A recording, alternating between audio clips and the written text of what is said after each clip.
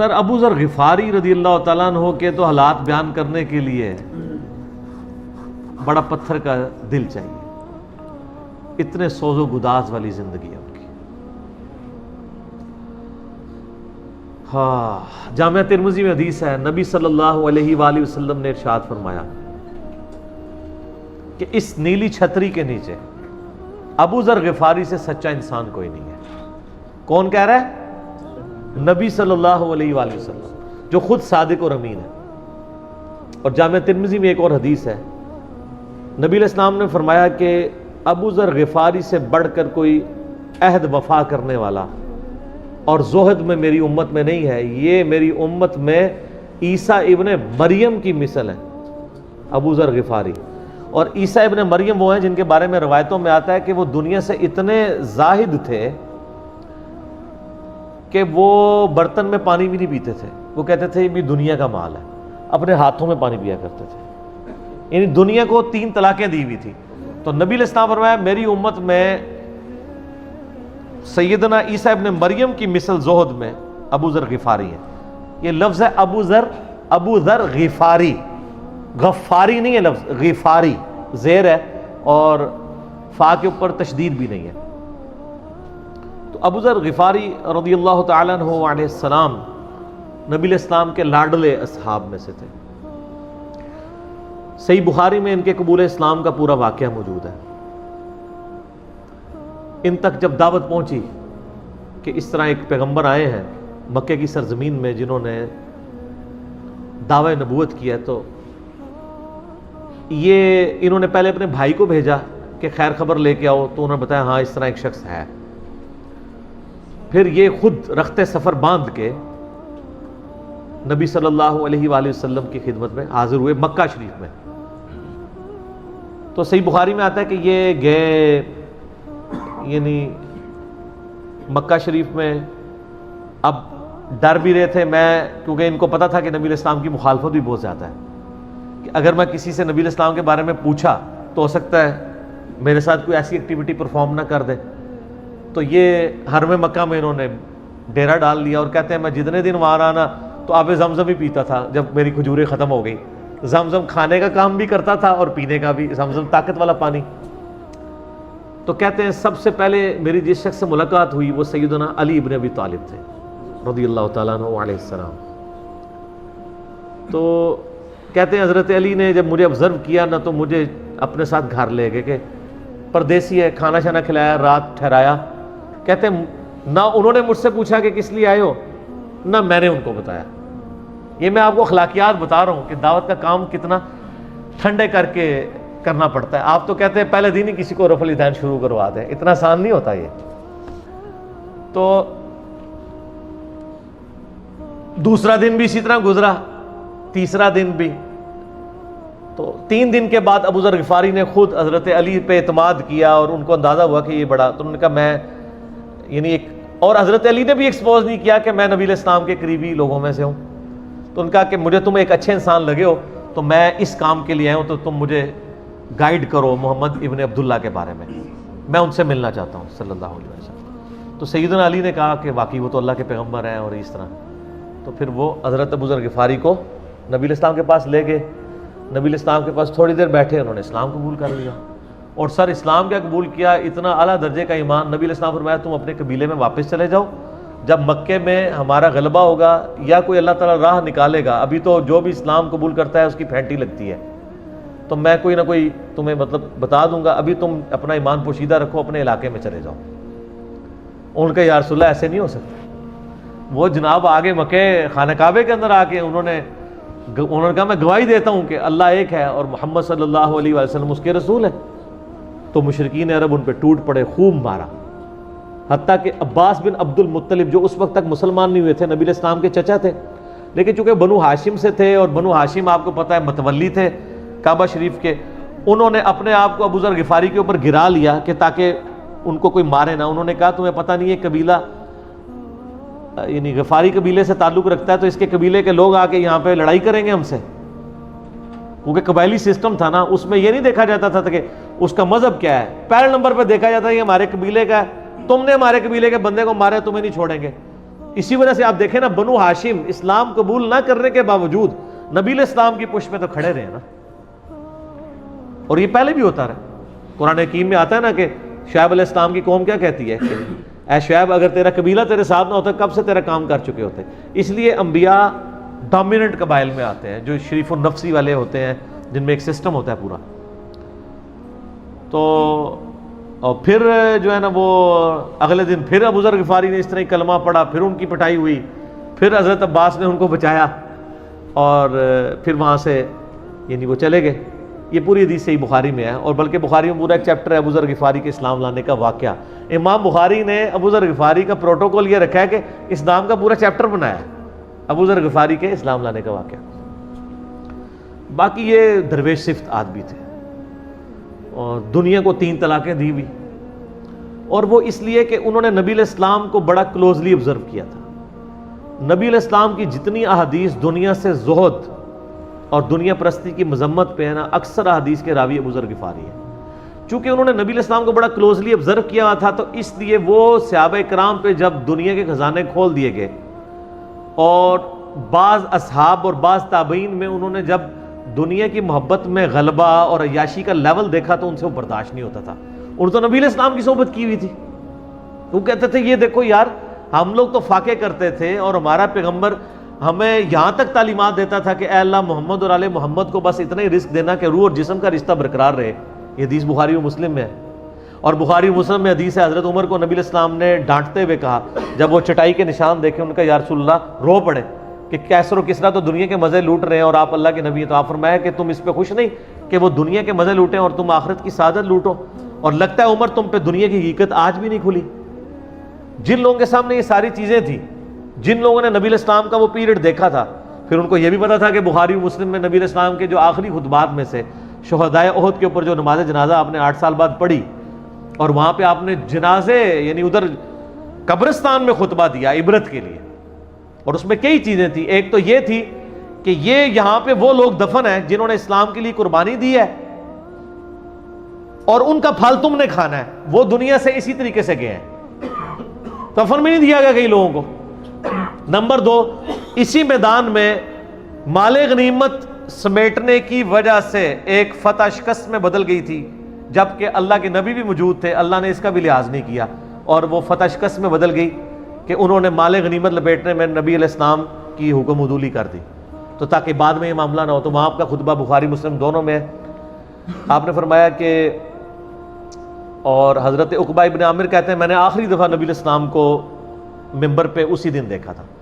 آپ نے فرمایا کہ میں اللہ کی قسم اپنے حوض کوثر کو اس وقت دیکھ رہا ہوں، اللہ نے دکھا دیا، اور آپ نے فرمایا کہ مجھے یہ خطرہ نہیں ہے کہ تم میرے بعد شرک کرنے لگو، لیکن مجھے ڈر ہے کہ تم دنیا کے مال میں پھنس جاؤ گے اور پھر تم ایک دوسرے کو قتل کرو گے جس طرح اگلی قوموں نے کیا، اور تم بھی تباہ و برباد کر دیے جاؤ گے جس طرح اگلے۔ اس سے زیادہ کیسے آپ ڈر سناتے؟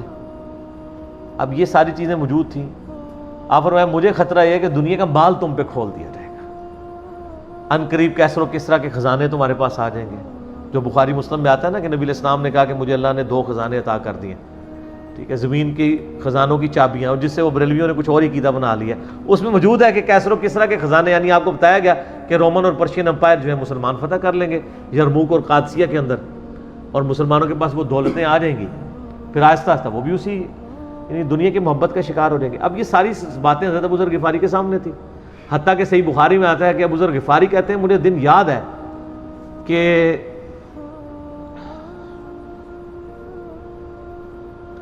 نبی علیہ السلام نے فرمایا کہ ابو ذر وہ احد پہاڑ دیکھ رہے ہو؟ تو کہتے ہیں میں نے احد پہاڑ کی طرف دیکھا اور میں یہ سوچ رہا تھا کہ ابھی مجھے آپ کسی کام کے سلسلے میں وہاں بھیجیں گے، دن کا وقت تھا، تو میں اپنے ذہن میں یہ اندازہ لگانا شروع کر دیا کہ کوئی کام بتائیں گے تو میں یہ پہنچ کے واپس کتنی دیر میں آؤں گا، لیکن آپ نے یہ بات نہیں کرنی تھی۔ آپ نے فرمایا کہ اگر یہ سارا پہاڑ جو کئی کلومیٹرز پہ پھیلا ہوا ہے، آج بھی احد پہاڑ موجود ہے مدینہ شریف میں، مسجد نبی سے بھی نظر آتا ہے، اور جو شہدائے احد کا قبرستان ہے اس کی بالکل بیک سائڈ پہ کئی کلومیٹرز پہ پھیلا ہوا، اگر یہ سارا سونے کا ہو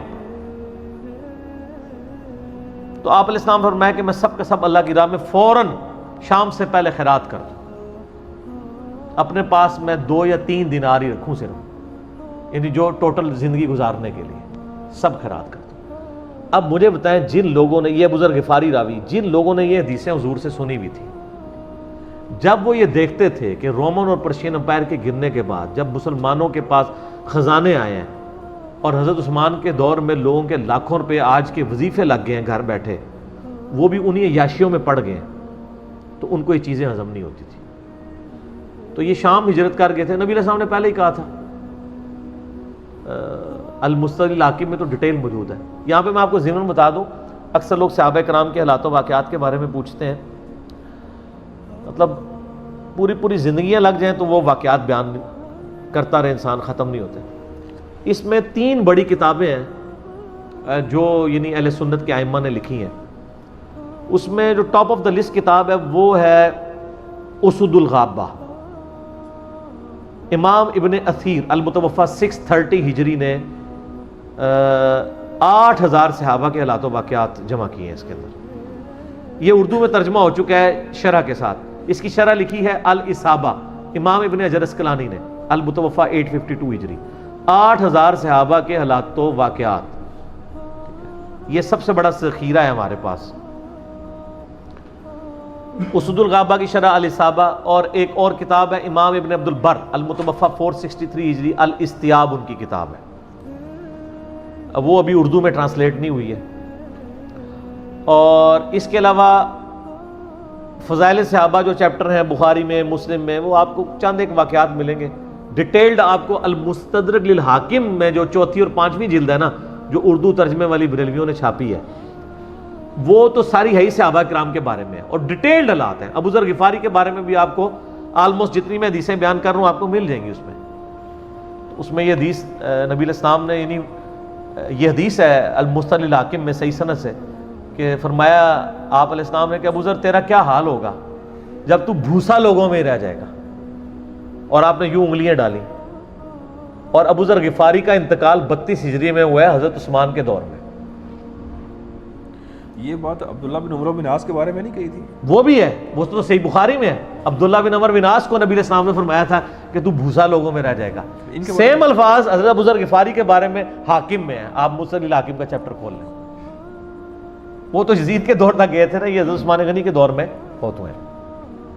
یعنی حضرت عثمان غنی برے نہیں تھے نعوذ باللہ، یعنی ان کے دور میں عیاشی کا لیول لوگوں کا یہ ہو گیا تھا۔ تو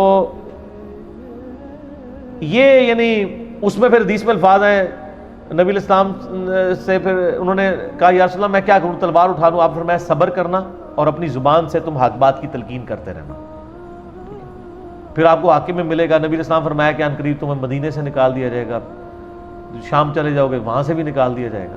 اور سر ایک بڑی دردناک حدیث ہے ابو ذر غفاری کے بارے میں، وہ حاکم میں ہی ہے، المستدرک الحاکم میں۔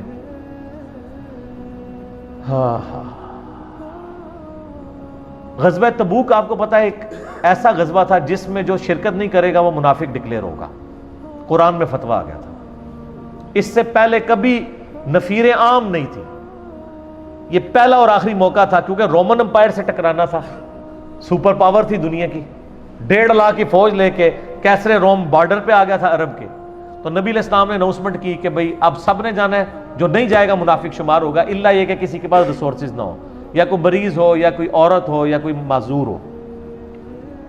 منافقین آگے بہانے کر رہے تھے، کچھ سادہ لوگ مسلمان بھی اس کا حصہ بن گئے۔ بخاری مسلم میں 3 اصحاب کی توبہ کا واقعہ بھی موجود ہے، وہ بھی میری ویڈیو ریکارڈڈ ہے۔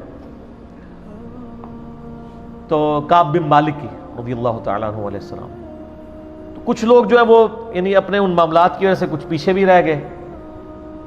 تو المستدرک الحاکم میں آتا ہے کہ صحابہ کرام کہتے ہیں کہ ہم نبی علیہ السلام کے ساتھ سفر پہ نکلے نا جب، تو نبی علیہ السلام کو آگے کوئی بتاتا تھا، کہتا تھا یا رسول اللہ وہ جو فلاں بندہ تھا نا وہ بھی کوئی نہیں آیا، پیچھے رہ گئے۔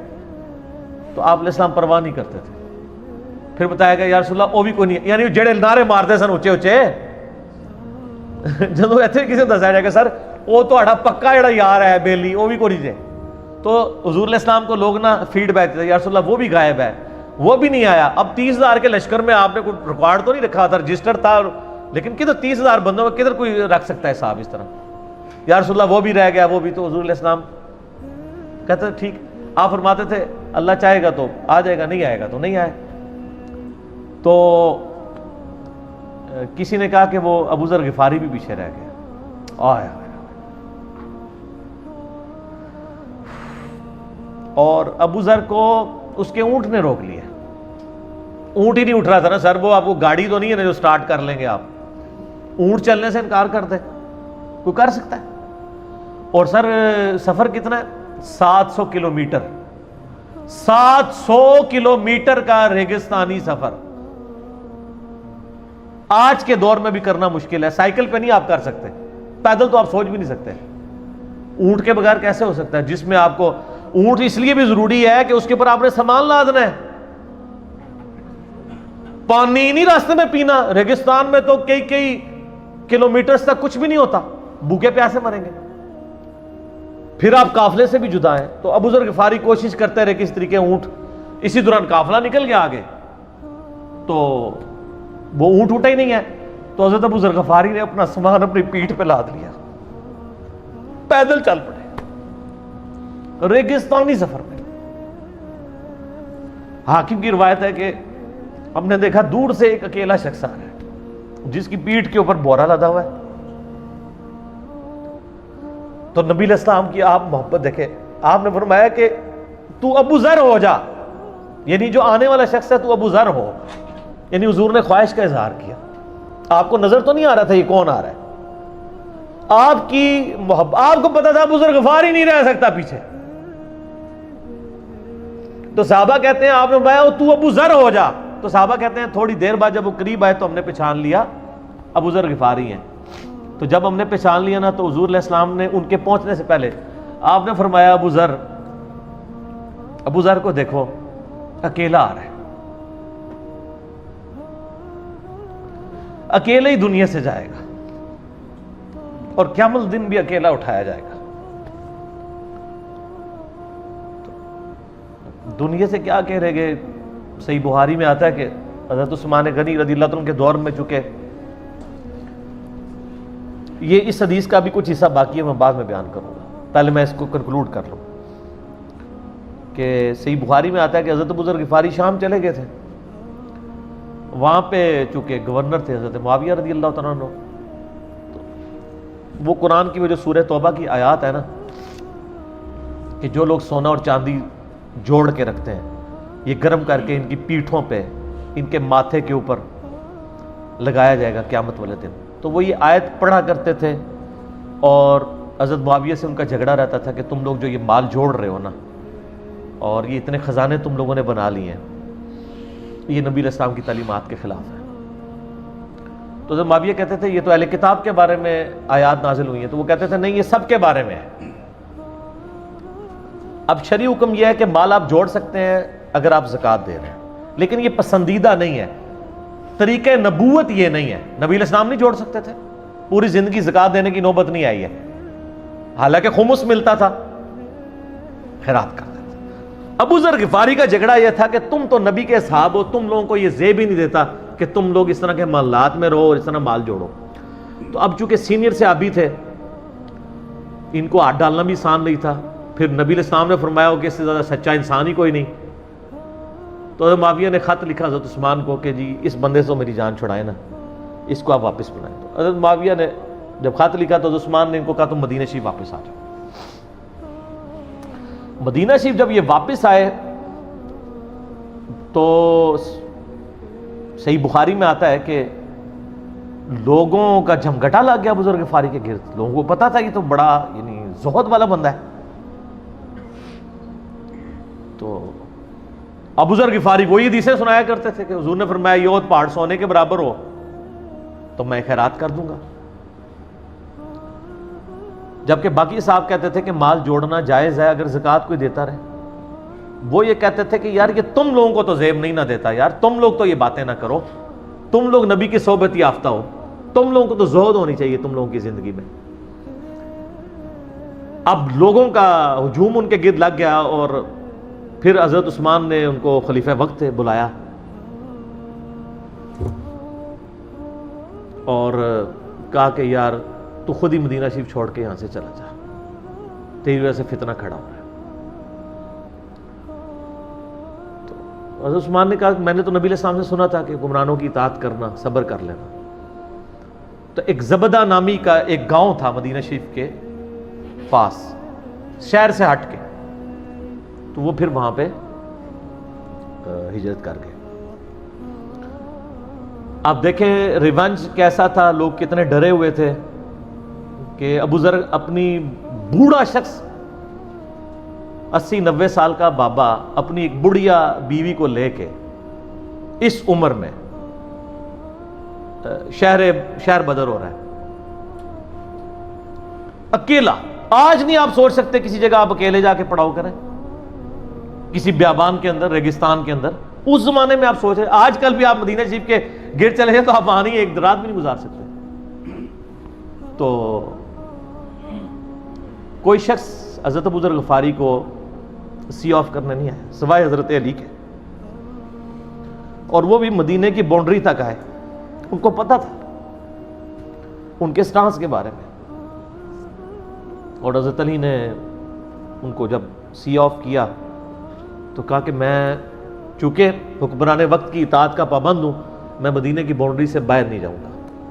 اگر مجھے کوئی اس طرح کا یعنی حکم اجازت مل جاتی تو میں تیرے ساتھ جاتا.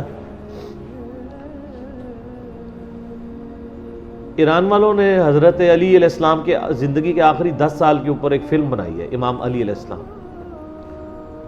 اس میں ابو ذر غفاری کے سارے واقعات انہوں نے فلمائے ہیں سر، دیکھنے والے ہیں. جب مولا علی چھوڑنے آتے ہیں، پھر جو ان کی ڈیبیٹس ہوتی ہیں مدینہ شریف میں لوگوں کے ساتھ، وہ ساری انہوں نے ویڈیو میں فلما دی. پھر یہ چلے گئے وہاں پہ رہنا شروع ہو گئے. اب اس حدیث کی طرف واپس آ جائیں جو فرمایا آپ علیہ السلام نے اکیلے ہی مرے گا. تو ابو ذر غفاری، اس حاکم کی روایت میں آتا ہے ابو ذر غفاری کی موت کا وقت قریب آ گیا، صرف بیوی ہے پاس. بیوی نے رونا شروع کر دیا کہ حضرت آپ فوت ہو گئے، آپ کو کفن کون دے گا، آپ کو غسل کون دے گا، آپ کو دفنائے گا کون، میں عورت ذات کیا کر سکتی ہوں. حضرت ابو ذر نے کہا کہ نبی علیہ السلام سے میں نے سنا تھا کہ تو اکیلا مرے گا، پھر مسلمانوں کا ایک قافلہ وہاں سے گزرے گا جو تجھے کفن دے کے دفنائے گا اور جنازہ بھی پڑھے گا.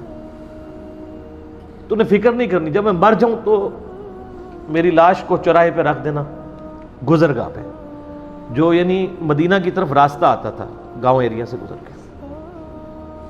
اللہ میرا بندوبست کر دے گا. وہی ہوا کہ ان کے مرنے کے بعد مسلمانوں کا ایک قافلہ دور سے آ رہا تھا. تو اسی مستقل حاکم کی حدیث میں آتا ہے کہ سر قافلہ بھی سنے پھر کون ہے، عبداللہ ابن مسعود رضی اللہ عنہ. ابو ذر غفاری بھی زہد کے امام، ابن مسعود بھی زہد کے امام، ابو درداء بھی زہد کے امام.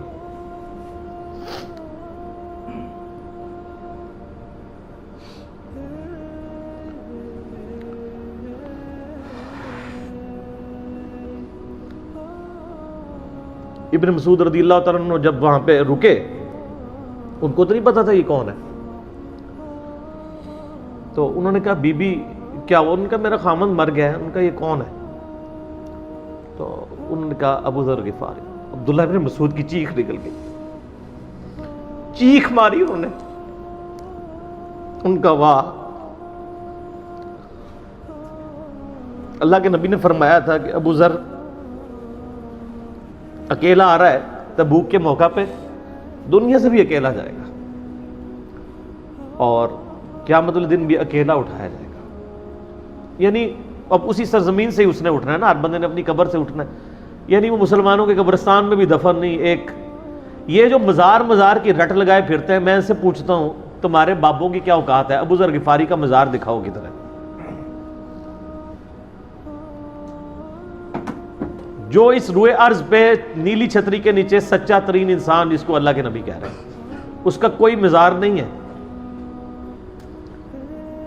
غریب المتنی میں مرا ہے، اس کی قبر بھی ایسی جگہ ہے جہاں مسلمانوں کے پاس قبریں بھی کوئی نہیں ہے. ایک ریگستان میں اکیلی قبر ہے، اس قبر کا بھی کسی کو نہیں پتا. اس پہ کوئی مزار بھی نہیں ہے، اور قیامت دن بھی اکیلا اٹھایا جائے گا، یعنی قیامت تک وہاں پہ کوئی قبرستان بھی نہیں بنے گا۔ ظاہر نبی علیہ السلام کی یہ بھی خبر ہے، تو کیا وہ ناکام ہو گیا ہے؟ اگر مزارات ہی دلیل ہے کامیابی کی، تو عبداللہ ابن مسعود رضی اللہ تعالیٰ نے ان کو غسل دیا، کفن دیا اور دفنا دیا۔ یہ پوری ڈیٹیلز آپ کو المستدرک الحاکم میں مل جائیں گی۔ تو ابو ذر غفاری ان چند شخصیات میں سے ہیں جن میں پوری امت کا اتفاق ہے ان کی نیکوکاری کے اوپر۔ شیعہ بھی ان کو بہت رسپیکٹ دیتے ہیں، اہل سنت بھی دیتے ہیں، صوفیاء کے ہاں بھی ان کو امام مانا جاتا ہے زہد کی وجہ سے۔ آپ تصوف کی جتنی کتابیں پڑھیں، چاہے امام غزالی کی ہوں، رسالہ کو شیریہ پڑھیں اور لوگوں کو بھی پڑھنا شروع کریں، تو ابو ذر غفاری آپ کو زہد کے امام کے طور پہ ملیں گے کہ ان کی زندگی میں یعنی یہ زہد تھا کہ انہوں نے کس طرح کی زندگی گزاری ہے۔ سر لوگ مجمع میں مرتے ہیں، ان کو یاد کوئی نہیں کرتا، اور ابو ذر غفاری کو آج بھی دنیا یاد کر رہی ہے، ہم بھی یاد کر رہے ہیں رضی اللہ تعالیٰ عنہ وعلیہ السلام۔